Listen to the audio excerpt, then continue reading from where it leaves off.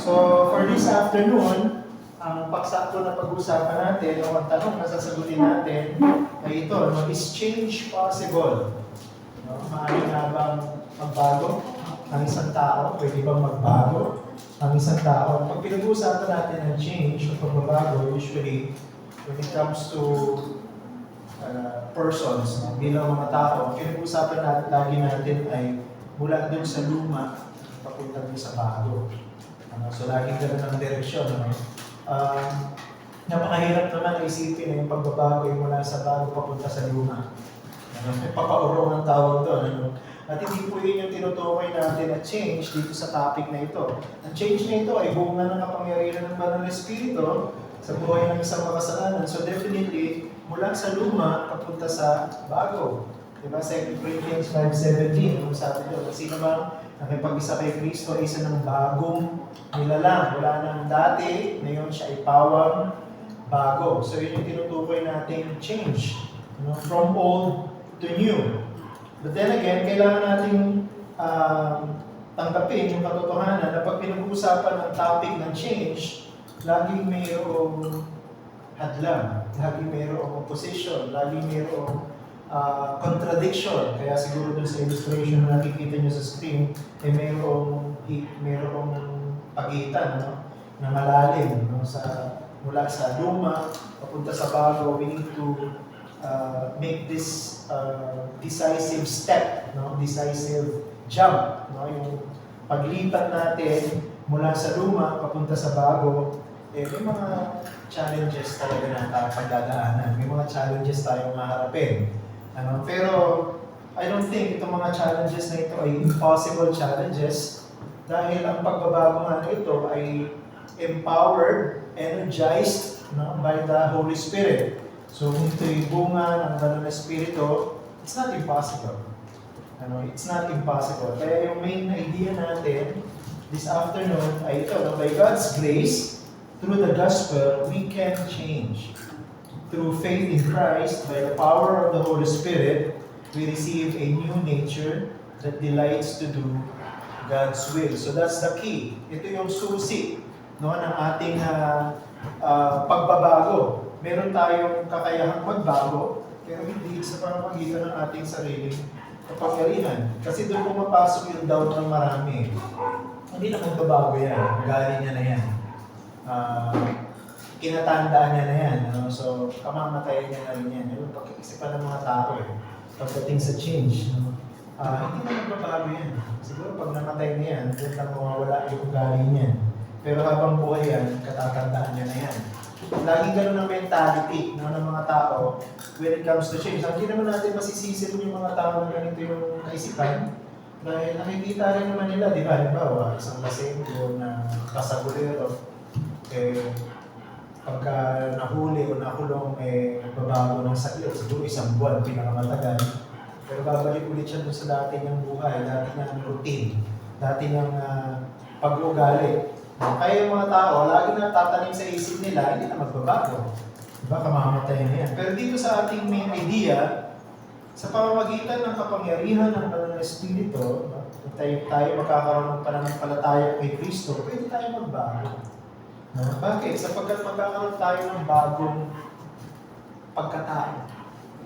So yun yung sinasabi sa Ezekiel, mapapalitan ng Diyos ang pusong bato ng pusong laman. At yun ang susi para ang isang tao ay magbago. Magbabago kasi yung puso niya. So yun yung main idea natin. Pag-usapan nating passage ngayon ay Acts chapter 9, verse 1 hanggang 22.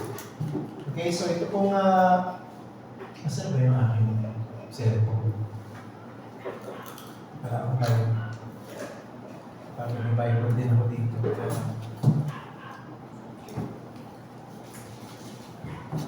Hatiin natin 1 to 11, 12 to 22, para hindi masyado mahaba. Mababasa natin kay Maynay 1 to 11, kay Paul yung 12 to 22.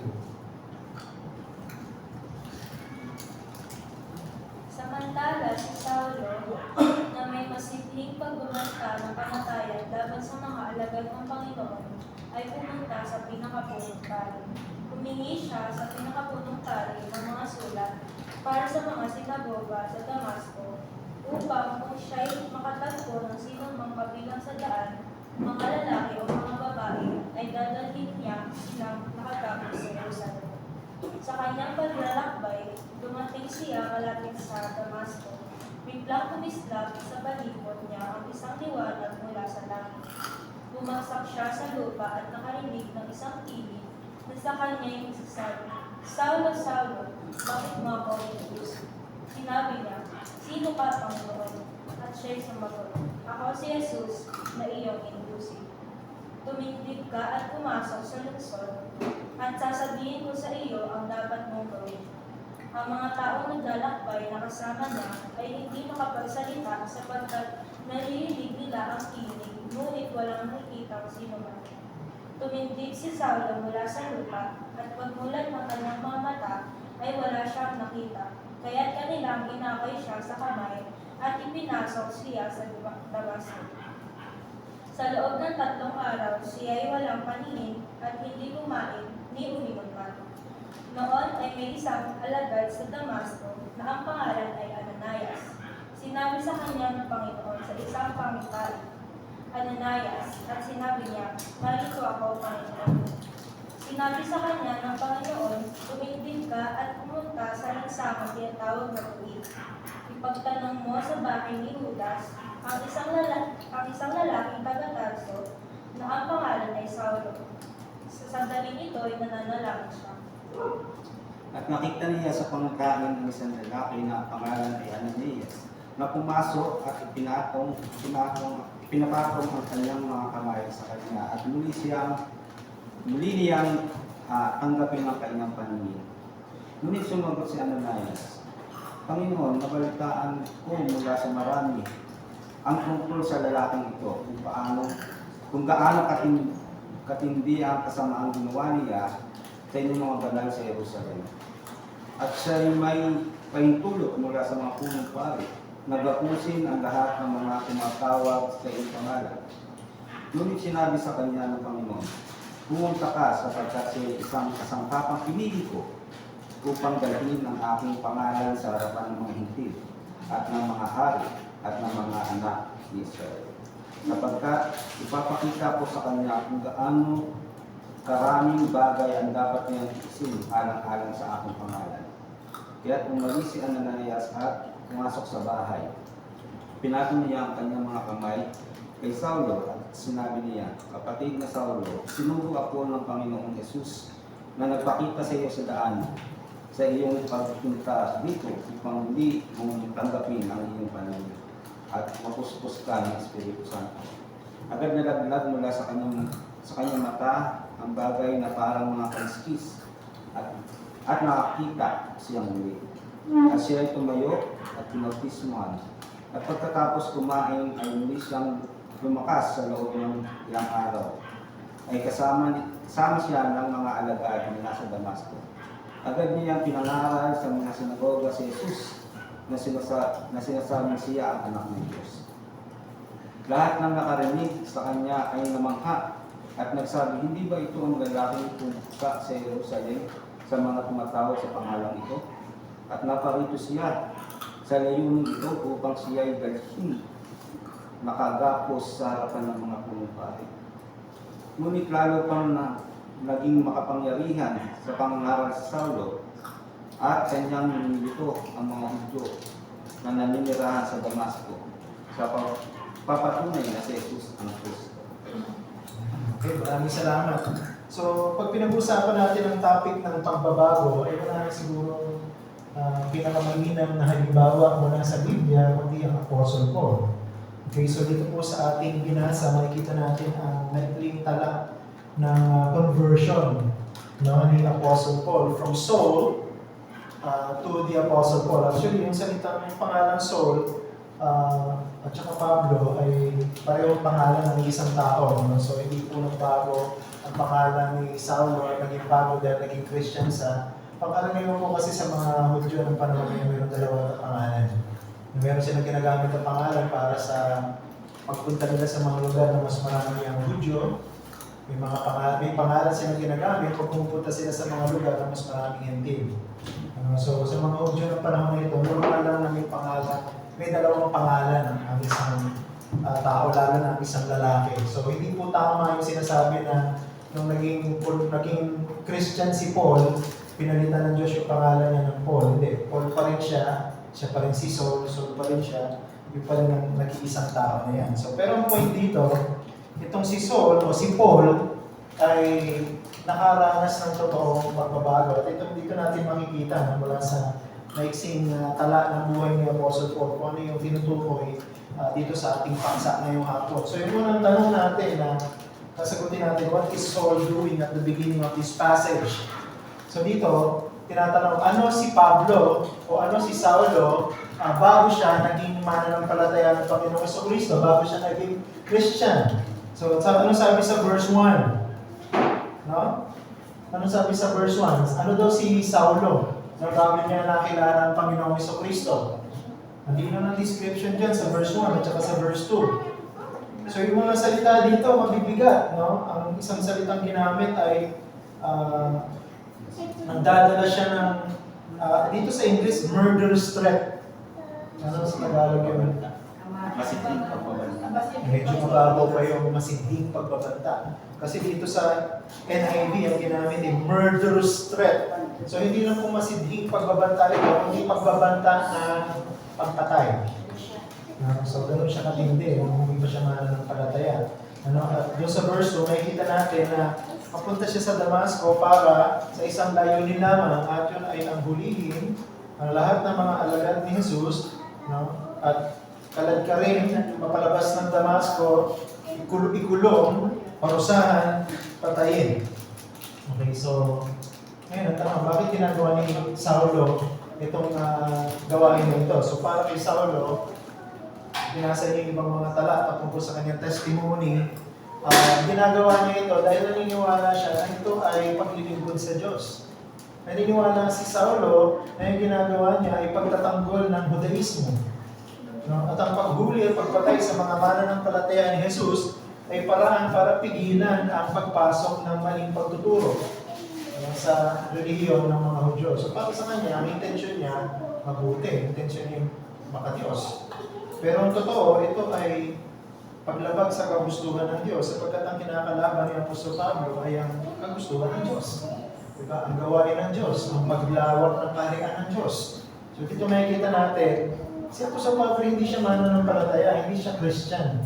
Isa siyang Hudyo, isang relihiyosong Hudyo, pero isa siyang masamang tao. Diba? So isa siyang, sabi nga niya sa kanyang sarili, sa ibang mga passages ng kanyang testimony, siya ay isang pinuno ng mga makasalanan. Kung meron mang masama, siya ang pinaka masama. At hindi nga dapat tumanggap ng pagliligtas ng Diyos. So ito si Apostol Pablo. Siguro kung ikukumpara natin yung sarili natin sa kanya, yung mga tao na kilala natin pagdating sa issue ng change, wala nang titindi pa kay Apostle Paul o kay Saulo bago siya naging mananampalataya. Di ba? Pumapatay siya ng tao. Hindi man siya ang aktual na pumapatay, siya ang utak para pumatay yung mga nasa ilalim niya, yung mga inutusan niya. Next, sa verse 3 hanggang verse 9, ano ang nangyari kay Saulo nung siya ay pumasok sa Damasco, bago siya pumasok sa lungsod na kung tawagin ay Damasco? So kung isa-summarize natin yung verses 3 to 9, dito na natin makikita yung personal encounter ni Jesus sa Panginoong Jesucristo. Okay, so nagpakita ang Panginoong Jesucristo kay Saulo habang siya ay papasok doon sa lungsod ng Damasco. And all scholars agree na itong encounter na ito ng Apostle Paul dito sa verse 3 hanggang verse 9 ang testimony ng kanyang conversion. Yung kanyang pagiging born again. Nung nakatagpo ng Apostol Pablo, ang nakatagpo ni Saulo ng Panginoong Jesucristo, doon na nagsimula ang kanyang totoong pagbabago. So pwede natin sabihin na ang experience ng lahat ng born again is basically a personal encounter with Jesus Christ. So hindi man pare-parehas yung ating experience ng conversion kasi hindi po hindi po uniform eh. Yung experience ng conversion ng lahat ng Christian, merong dramatic ang kanilang conversion. Merong wala lang. Walang emotions involved. So, yung iba naman, pag tinanong mo, kailan ka ba naging Christian? Kailan ka ba naging born again? Hindi mo na maalala kung kailan. Wala silang masabing eksaktong date, wala silang masabing eksaktong oras kung kailan sila naging Christian. Pero, totoong Christian sila. No?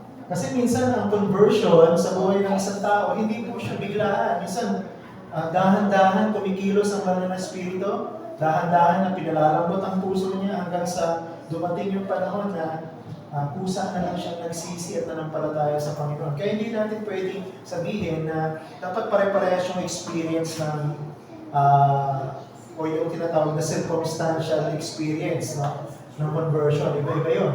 Pero ang pare-pareho na sa karanasan ng lahat ng Christian, nakilala niya si Jesus. Okay, na-encounter niya si Jesus sa buhay niya. So yung iba, nagbabasa lang ng tracts. Na-convert. Iba, nagbabasa ng Bible. Na-convert. Yung iba, nakikinig lang ng preaching sa radyo. Iba sa television. Yung iba ay sa preaching.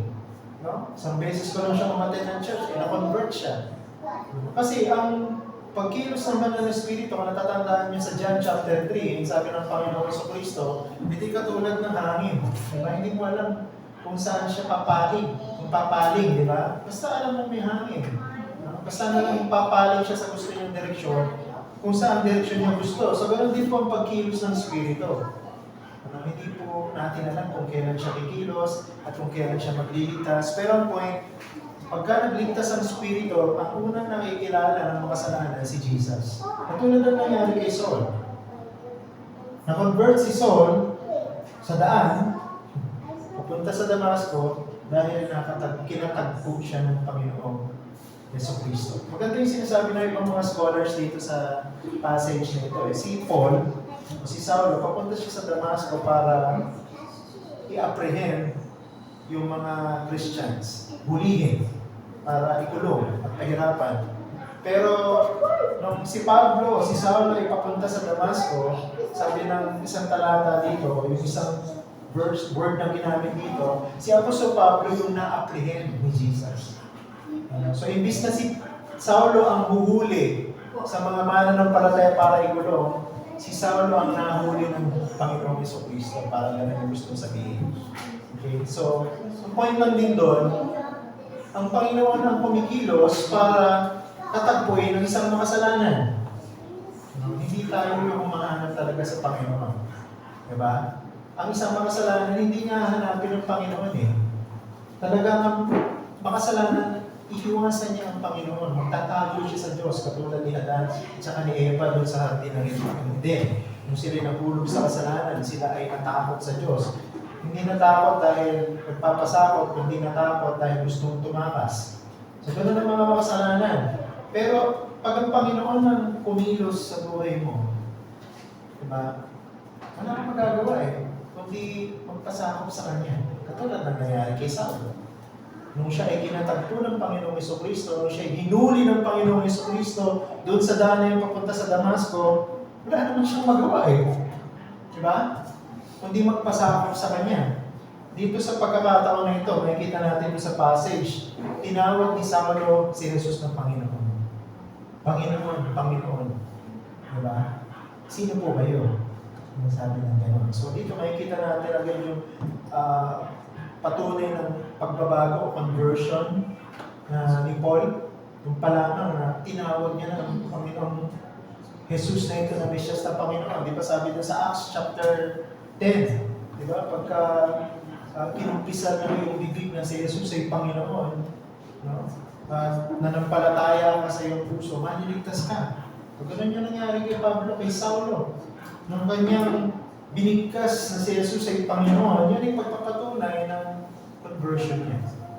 Okay, so dito sa verses 3 to 9, makikita natin na yung tangka ni Pablo o ni Saulo para sa mga mananampalataya ay napigil sapagkat mayroong masigit na tangka ang Panginoon sa kanya. At yun na yung maborn again siya. Maging Christian. No, si Saulo. Then, next, Acts chapter 9 verses 10 to 14. Pakibasa ngayon 10 to 14. Dito papasok yung isa sa mga mahalagang point ng pag-aaral na ito. Pakibasa ngayon 10 to 14, Gabriel.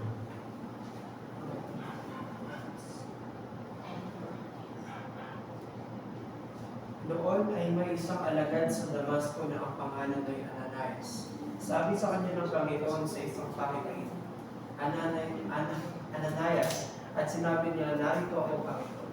Sinabi sa kanya ng Panginoon, tumindig ka, pumunta sa lansang tinatawag na tumi. Ipagtanong mo sa bahay ni Judas ang isang lalaking taga-Tarso na ang pangalan ay Saulo. Sa sandaling ito ay nanalangin siya. At nakita niya sa pangitain ng isang lalaki ang pangalan ay Ananias na pumapasok at pinapatong ang kanyang mga kamay sa kanya upang hindi niya tanggapin ang kanyang paningin. Sumagot si Ananias, Panginoon, nabalitaan ko muna sa marami ang tungkol sa lalaki ito, kung gaano katindi ang kasamaang ginawa niya sa iyong mga banal sa Jerusalem. At siya ay may pakintulot mula sa mga punong pari na kapusin ang lahat ng mga tumatawag sa iyong pangalan. Okay, so salamat. Siguro basahin din natin yung ito kasi yung verses 10 to 14, ito yung reaction ni Ananias. Nung malaman niya na si Saulo ay isa ng mananampalataya o isa ng Christian. Pero hindi katulad ng reaction, pag binasa natin yung verse 21 hanggang 22, doon naman sa mga mananampalataya, doon sa loob ng syudad ng Damasco. Kung pakibasa yung 21 to 22. Pwede 24 to 22. Lahat ng nakadinig sa kanya ay namangha at nagsabi, hindi ba ito ang lalaking tumuksa sa Jerusalem sa mga tumatawag sa pangalan ito at naparito siya para sa layunin ito upang sila'y dalhin na kagapo sa harap ng mga punong pari. Ngunit lalo pang naging makapangyarihan sa pangangaral sa Saulo at kanyang nilito ang mga Hudyo na naninirahan sa Damasco sa pagpapatunay na si Jesus ang Kristo. Okay, so ano mapapansin niyo dun sa dalawang passages na yun? Anong magkatulad? Dun sa 10 to 14, ito yung reaction ni Ananias. Nung malaman nila na si Paul o si Saulo ay naging Christian. Dun sa 21 and 22, o 21 particularly, ito naman yung reaction ng mga taga-Damasco.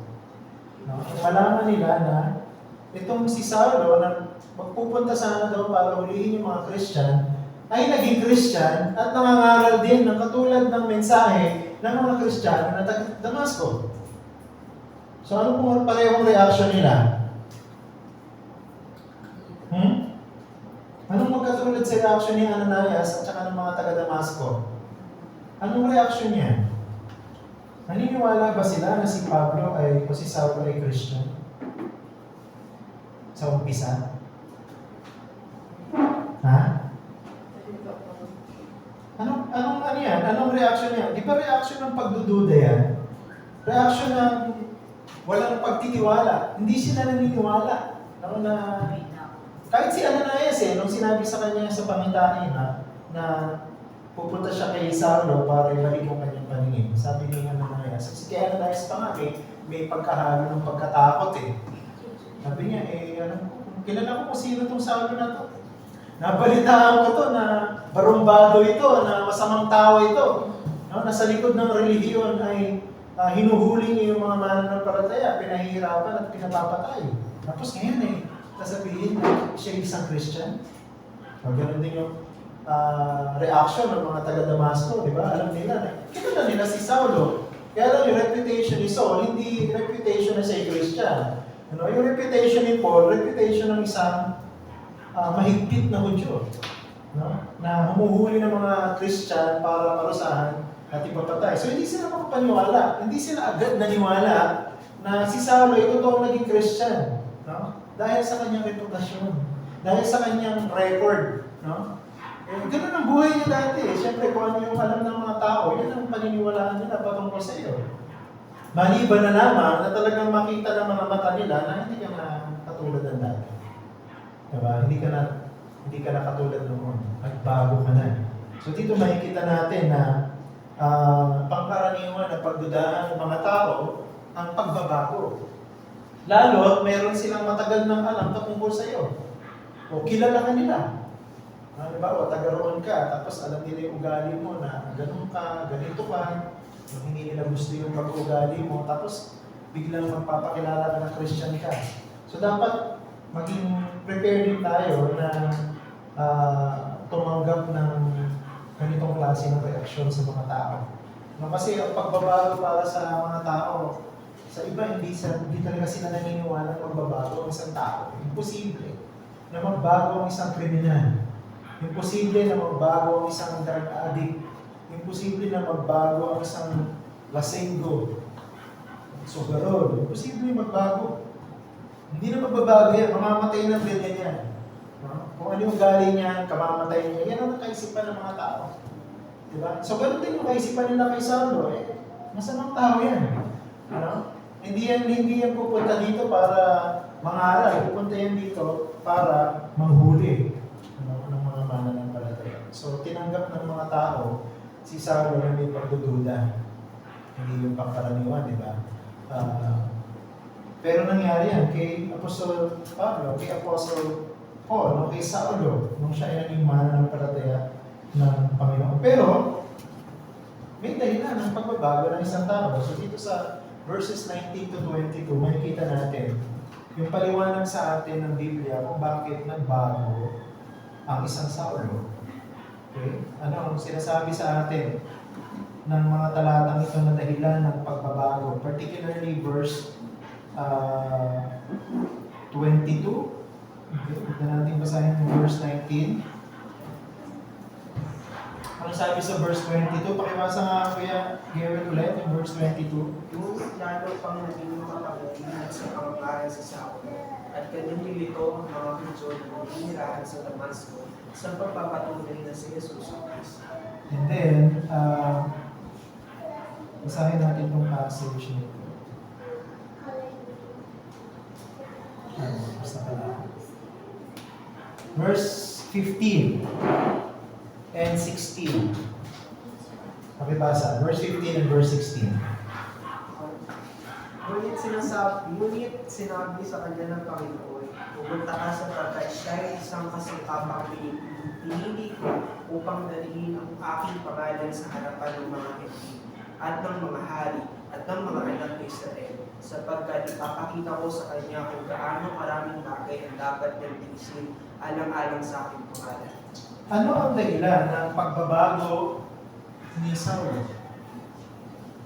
Okay? Ano ang dahilan ng pagbabago ni Saulo? Tikata. Sa ngayon doon sa mga talatang minasa natin, ano yung dahilan ng pagbabago ni Saulo? Nagbago ba si Saulo dahil nagsawa na siya sa kanyang pagiging mahigpit na Hudyo? Nagbago ba si Pablo dahil nagbago ang ulo niya at nagkaroon siya ng amnesia? Anong dahilan ng pagbabago ng isang Saulo? Ayon sa mga verses na binasa natin.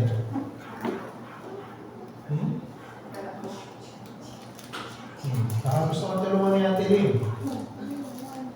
Anong dahilan? O sino ang dahilan ng pagbabago ni Saulo? Ang Panginoon Yesu Cristo. Diba? Yun lang ang talagang dahilan. No? Sa pamamagitan ng Panginoong Yesu Cristo at syempre, dun sa verse 22, sa pamamagitan ng kapangyarihan ng Espiritu Santo, no? Sabi dyan, siya ay lumago na may kapangyarihan. No? Nagpapatunay na si Jesus ay Mesias. So, si Jesus ang dahilan. Ang banal na Espiritu ang dahilan kung bakit ang isang Saulo nagbago. Yun lang. Kaya hindi totoo yung kaisipan na pagka isang tao ay masama na siya ng mamatay. Pag siya ay nag-born again, magbabago siya. Pag siya ay naging Christian, magbabago siya. At yun lang talaga ang solusyon. Para isang tao magbago. Tulad na binanggit ko last time, kahit anong moral recovery program ang gawin natin sa mga drug addict, sa mga pusakal na kriminal, sa mga nasa laylayan at patapon ng lipunan, hindi magbabago eh. Diba? Siguro, ako naman yung pagbabago, dahil may tatanggaping ayuda mula sa gobyerno, pwede. No? Pero hindi totoong pagbabago. Dahil ng totoong pagbabago, ang solusyon talaga, spiritual reformation. No? Maging born again. No? Maging Christian. Eh nga po mga drug addict na naging Christian, hindi pa rin po talaga naging mabilisan ang kanilang pagbabago. Kasi syempre, kasama sa mga sinira ng kanilang addiction, yung kanilang utak. Diba? Kaya may mga panahon na parang bigla na lang silang nagbabago sa mga pag-uugali nila. Diba? Bigla nagiging brutal, mapanakit, diba? Bigla na lang nagmumura, bigla na lang nangaaway. So yun eh, siguro damage na talaga sa brain yun eh. Yung gano'n dahil sa drugs. No? Pero, hindi natin pwedeng pagdudahan yung kanyang pagiging Christian kung talagang nakita mo na siya nanampalataya sa Panginoon sa Kristo. Kasi yung generally yung buhay niya magbabago eh. Hindi pwede hindi. Diba? Magkakaroon siya ng genuine interest sa salita ng Diyos. Diba? Magbabasa siya ng Biblia. Makikinig siya ng mga sermon. A-attend siya sa church.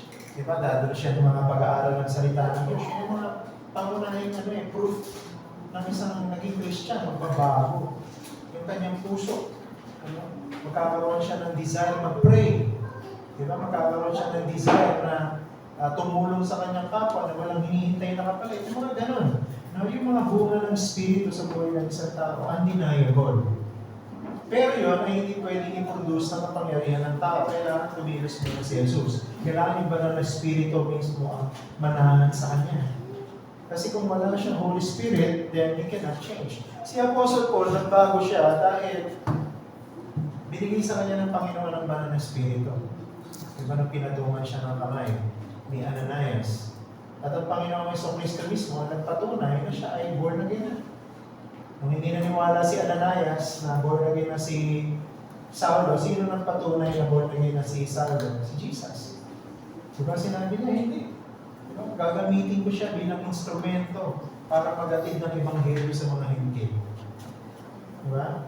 So siguro pwede natin matutunan doon, hindi naman tao magpapatunay sa tao na talagang Christian tayo, Panginoon ang magpapatunay na Christian tayo. Kasi mabaguhin yung buhay mo eh. Yung buhay mo na nasa dilim dati ay magliliwanag. At makikita ng mga tao na ikaw ay isa ng asin at liwanag sa madilim na mundo na ito. The next, sa Acts chapter 9 verse 20 to 22, how did Paul's understanding of Jesus change as a result of this encounter? What did he believe about Jesus before and after this decisive meeting?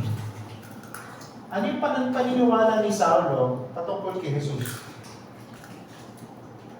Na nagbago nung siya yung born again. Ha? Verse 20 hanggang 22.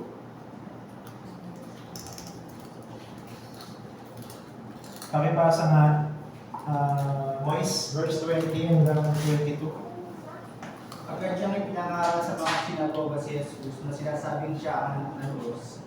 Lahat ng nakarinig sa kanya ay namangha at nagsabi, hindi ba ito ang lalaki pumunta sa Jerusalem sa mga tumatawag sa pangalan nito?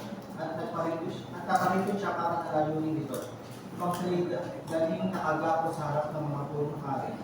Ngunit lalo kung naging makapangyarihan sa pangangaral si Saulo at kanyang nilito ang mga Hudyo na nilirahan sa Damasco sa pagpapatunay na si Jesus ang Kristo. Okay. So, ano daw po yung nagbago sa pagkaintindi o pagkaunawa o pagkakilala ni Saulo patungkol kay Jesus? Now, tandaan natin, si Saulo po ay isang seryosong Hudyo. Isa siyang religious Jew. Okay? Pag sinabi natin isang religious Jew, naniniwala yan sa lumang tipan. Pinag-aaralan nila sa sinagoga. Tinuturo niya yan bilang isang pariseo. Ngayon, isa sa mga hinahantay ng mga seryosong Hudyo ng panahon na yun, yung pagdating ng Mesaya. Bakit? Kasi pinangako sa Old Testament na magpapadala ng Diyos ng isang Mesaya, ng Kristo. At yung Kristo na yun ang siyang magliligtas sa mga Hudyo. Alam ni Saulo yun. Alam ni Paul yun. Kaya lang, anong problema sa kanyang pagkakaalam? Naniniwala ba siya na si Kristo yung Messiah? Bago siya naging Christian? Hindi eh. Di ba? So yun yung isa sa mga malaking pagbabago. Ano? Naniniwala si Saulo na may darating na Kristo, pero hindi yun si Jesus. No? Kaya nga hinuhuli niya yung mga mananampalataya ni Jesus eh.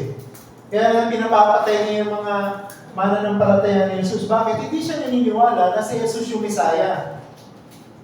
No? Kasi marami nang dumating na mga tao na nagpakilala sila yung Messiah. Pero ang totoo, hindi naman.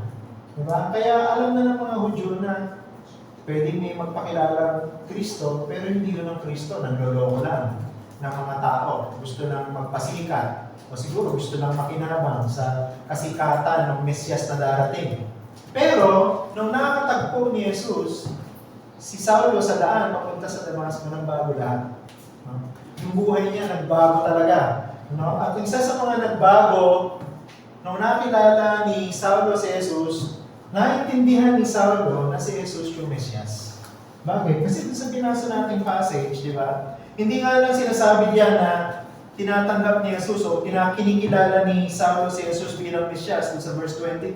Dun sa verse 20, sabi diyan, nangangaral din si Saulo sa mga sinagoga na ipinapangaral na si Jesus ang anak ng Diyos. O yung pong titulong anak ng Diyos sa lumang tipan, tumutukoy sa Savior. Diba? Hindi po pangkaraniwang tao yun. Yun ay Diyos na tagapagligtas, Son of God. No, it's a title of deity. No, titulo ng pagiging Diyos, titulo ng pagiging tagapagligtas. Kaya nung pinapangaral ni Pablo na si Jesus ang anak ng Diyos, sinasabi niya si Jesus ang tagapagligtas. Siya yung pinadala ng Diyos na tagapagligtas. At pagdating sa verse 22, sinasabi niya na si Jesus ang Mesyas. Kita mo? Kahit itong pagkilala kay Jesus na siya ay anak ng Diyos at si Jesus ay Mesyas, gawa din ng Espiritu ng Diyos yan. Kahit gaano kataas ang IQ ng isang tao, kahit genius ang isang tao, at basahin niya ang Biblia mula sa umpisa hanggang sa katapusan, hindi siya maniniwala na si Jesus ang Mesyas. Maliban na buksan ng Diyos ang kanyang bulag na mata at malabo at madilim na kaisipan at yung puso niya baguhin. Doon niya lang tatanggapin na si Jesus ay Mesyas, na si Jesus ay tagapagligtas, na si Jesus ay Diyos, na si Jesus ay anak ng Diyos. Bakit? Gawa yung pananampalataya ay bigay din ng Diyos sa atin. Diba sabi sa Ephesians chapter 2, no? Tayo ay naligtas, hindi sa pamamagitan ng ating sariling gawa. Maging yung ating kakayahang manampalataya, bigay din ng Diyos. Kaya yung pong pagbabago, na ating pagkakilala kung sino si Jesus, may bunga na banal na Espiritu. Ito ay resulta ng conversion. Resulta ng conversion. Kaya kung si Saulo, nagbago yung kanyang pagkaintindi kung sino si Jesus. So, sino ba si Jesus? Anong pagkaintindi mo kay Jesus? Diba? Yan ang susukat sa totoong kalagayan ng puso mo sa harapan ng Diyos. Yung susunod na dalawang verses ay wala na po sa Acts chapter 9. Ito po, 1 Timothy chapter 1 verse 16. May tanong po tayo dito, what does it mean that Paul is an example of those who were to believe in Christ? What does this teach us about the possibility of real change through the gospel? Ito basa nga yung unang Timoteo 1:16. Ma'am, pwede ba? Ngunit dahil dito, nakatanggap ako ng habag upang sa akin ang kamunahin ay matagalan sa kanyang sakdal ng pagtiis. Bilang halimbawa sa mga sasampalataya sa kanya, tungo sa buhay na walang hanggan. Ano daw yung, bakit sinabi ni Pablo na siya halimbawa sa mga mananampalataya sa Panginoong Jesucristo? Tinutukoy dyan yung mga magiging Christian pa lang. Ha? Bakit daw halimbawa si Apostle Paul? Ha? Ma'am? Bakit daw halimbawa si Apostle Paul para sa mga magiging Christian pa lang sa future? Bakit? Ano ba yung nangyari kay Apostle Paul? Ano ba yung tinanggap ni Apostle Paul? Nakatanggap ng habag. Yun. Diba? Nakatanggap ang Panginoong si Pablo mula sa Panginoong Jesucristo ng habag. Diba? Siya yung patunay ng matinding Dito, patience eh. Ano yung Tagalog na ginamit? Sabi dyan, no? Christ Jesus might display His immense patience. Ano yung Tagalog na ginamit? Sakdal ng pagtitiis. Sa sakdal ng pagtitiis. Ano? Yung salitang sakdal kasi ay siguro ang English word dyan complete eh. Kaya lang ginamit dito kasi immense eh. Pag sinabi immense, walang kapantay na ano yung word na ginamit? Pagtitiis. Walang kapantay na pagtitiis. Okay, so ibig sabihin, kaya sinabi ni Apostol Pablo na siya ay halimbawa ng kinaawaan at pinakitaan ng walang katumbas na pagtitiis. Diba? So, ibig sabihin, ganyan din ang gagawin ng Diyos sa ibang iniligtas niya. Kaya hindi natin pwedeng husgahan yung mga tao na sasabihin natin, wala nang pag-asa maging Christian yan. Kasi minsan meron tayong ganong tendency na sobrang sama ng tao, ayaw na natin sharean kasi hindi tayo naniniwala magiging Christian. Ewan ko kung meron kayong na-encounter na gano'n na tao, kaya kayo mismo nagkaroon ng ganong klase ng attitude. Ano pong attitude yun? Bakit? Sino ba mag-iisip na si Pablo magiging Christian? Sino ba mag-aakala na si Pablo magiging Christian? Wala. Matinding Hudyo ito eh. Pariseo nga eh. Diba? Sabi niya, ako yung Pariseo. So siya ay seryoso Hudyo. Sino ba mag-iisip at mag-aakala na si Pablo magiging Christian? Walang imposible sa Diyos pagdating sa usapin ng pagliligtas. Kaya niya iligtas kahit na sinong tao. Kahit gano'ng kasama yung tao na yon, kaya niya iligtas. Hindi natin pwedeng husgahan, hindi natin pwedeng sabihin, hindi magiging Christian yan. No? Napakasamang tao niya, si Pablo na naging Christian. Eh. So bakit siya naging Christian? Kinahabagan siya ng Diyos. Eh. Diba? Nagpakita ang Diyos ng kanyang walang katumbas na pagtitiis eh, para sa kanya. Para iligtas siya. Diba? Kahit siguro tayo, balikan natin yung dati nating buhay. Diba? Para naman makapagsasabi o walang mag-aakala na magiging Christian tayo. Diba? Kasi ang pagliligtas ay gawain ng Diyos. Hindi naman gawain ng tao. Siguro tayo lang ang susuko sa kapwa natin at magsasabi wala ng pag-asa yan. Pero ang Diyos hindi ganun. Kaya magligtas ng Diyos ng kahit na pinakapusakal na kriminal. Kaya magpatawad ng Diyos ng kahit gaano matinding kasalanan. Kung taos-puso ang kanyang pagsisisi at paglapit sa Panginoon. Katulad ni Pablo, katulad ni Saul, hinahabi siya ng Diyos. Niligtas siya ng Diyos. Dahil inabagan siya ng Diyos. And then huling verse po, 1 Corinthians 6, 9 to 11. Pakibasa ngayon namin. Unang Korinto 6, 9 to 11.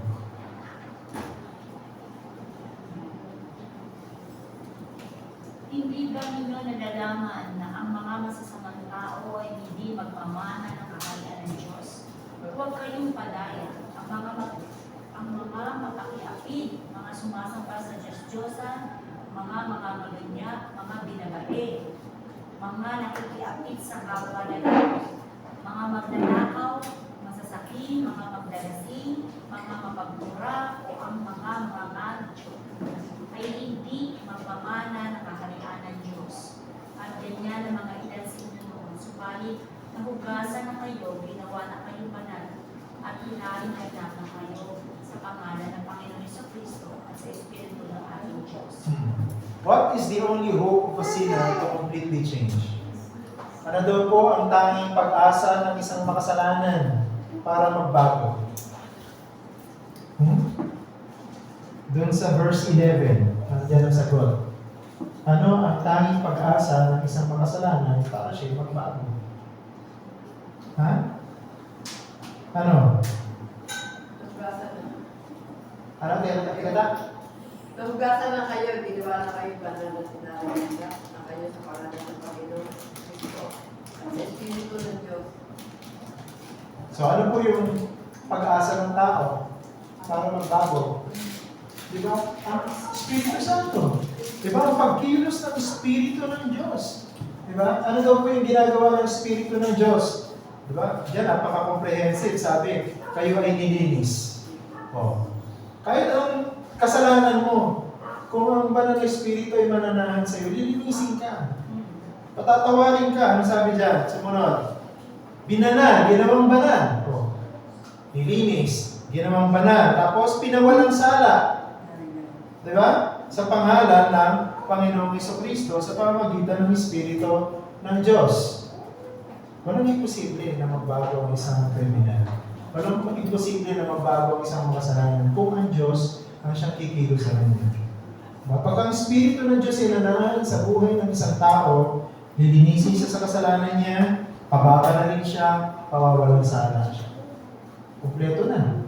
Diba? Ganap na yung gagawin ng banal na Espiritu sa buhay niya. Kaya magsisimula na ngayon ang chain o yung pagkakasunod-sunod ng pagbabago sa buhay niya dahil ang Espiritu ng Diyos ay nasa kanya. Diba sa Old Testament, ang Espiritu ng Diyos ay bumababa lamang sa tabernakulo o kaya sa templo. Hindi siya nananahan sa templo eh. Diba? Bumababa lamang siya sa mga special na okasyon. Ano? At yung mga special na okasyon na yun ay yung mga matatandaan talaga ng Israel. Halimbawa, pagsisimula o pag-inaugurate ng tabernakulo, pagsisimula ng o pag-inaugurate ng templo, bumababa ng Holy Spirit. Tapos matatandaan ng mga Israelita dahil hindi pang karaniwan yung pagbaba ng banal na Espiritu sa tabernakulo at sa templo. Basta yung sa Old Testament, laging ganun. Ngayon, pagdating ng New Testament, yung banal na Espiritu ay nananahan pa rin sa templo, pero hindi napansamantala, hindi permanente. Diba? Ano sabi sa 1 Corinthians? Ang ating katawan, ang templo ng banal na Espiritu. So kung ito'y templo ng banal na Espiritu, hindi pwedeng marumi yung templo. Hindi pwedeng hindi malinis yung templo. Kaya ang banal na Espiritu mismo na mananahan sa templo na yon, na katawan natin, na maglilinis. Siya yung magpapatawa. Diba sabi niya, He will cleanse us, He will forgive us, and then He will change us. Yan ang gawa ng banal na Espiritu. Okay. Kaya undeniable ang pagbabago ng isang Christian dahil ang banal na Espiritu ang nananahan sa kanyang buhay. So the agent of change in the life of the Christian is the Holy Spirit Himself. Sino ba yung Holy Spirit? Third person of the Trinity. The Holy Spirit is God. No? Yung Holy Spirit na God, third person, nasa ating katawan. Dahil ito yung templo ng Espiritu ng Diyos. Kaya posible, hindi na bago. Pag pinag-aralan niyo yung work ng Holy Spirit from the beginning, yung Holy Spirit yung kapangyarihan na lumikha sa lahat. Diba? Siya yung kapangyarihan na re-renew ng mga bagay, create ng new things. At yun yung Espiritu na sa atin. Okay, so in conclusion, medyo mahaba. It is true that by our own power we can't fundamentally change because all people are enslaved to sin. But through the gospel, God can work deep, lasting, supernatural change in people. We see this in Scripture, and we see this in the lives of those who believe in Christ today. Okay, so hindi imposible. Tanong natin kanina, is change possible? Ang sagot, yes. Pero hindi sa pamamagitan ng ating sarili, hindi sa pamamagitan ng methodology ng tao. Ang change ay posible sa pamamagitan ng kapangyarihan ng Diyos sa kanyang gospel. Okay? So supernatural, ang change sa buhay ng isang tao. At nakikita natin yan sa mga totoong Christian. Kaya pag yung isang Christian, yung isang tao, sinasabi niya Christian ako, pero hindi mo nakikita nagbabago yung buhay niya, magdududa ka eh. Diba? Kasi kung Christian ka, dapat magbabago yung buhay mo kasi yung Holy Spirit nasa iyo. So, kinukontra mo yung sinasabi ng Biblia na kung ang Espiritu ng Diyos ay nasa iyo, dapat magbago ka. Diba? Kasi kung hindi ka nagbabago, baka wala yung Holy Spirit sa iyo. Baka hindi ka Christian. Diba? Kaya maganda, suriin natin yung sarili natin when it comes to the issue of changing. Ay, hindi changing, nagbabago ka talaga ako. Diba? Kasi kung hindi ako nagbabago, sandali lang. baka hindi pa ako Christian. Okay? Question po. Meron kayong question dito sa ating topic? Is change possible? The answer is yes. Through the gospel, the power of the Holy Spirit. Through God's intervention. So, huwag kayong maging unrealistic na asahan yung tao magbabago kung hindi naman siya nagiging Christian. So, kung gusto mo magbago yung isang mahal mo sa buhay, share mo ng gospel. Pag-pray mo, na maging Christian. Ginagawa natin sa prayer meeting. Grabe, nag-pray natin yung mga unsaved loved ones natin. Kasi, yun lang talaga ang paraan para magbago sila. Diba? Kailangan maging Christian sila. Question? La? O sige, magpahinga muna tayo. 15 minutes, 30 minutes siguro. So 3:03. So maaga pa naman mga 3:30. Start tayo ng ating afternoon worship. Okay, maraming salamat. Break muna tayo.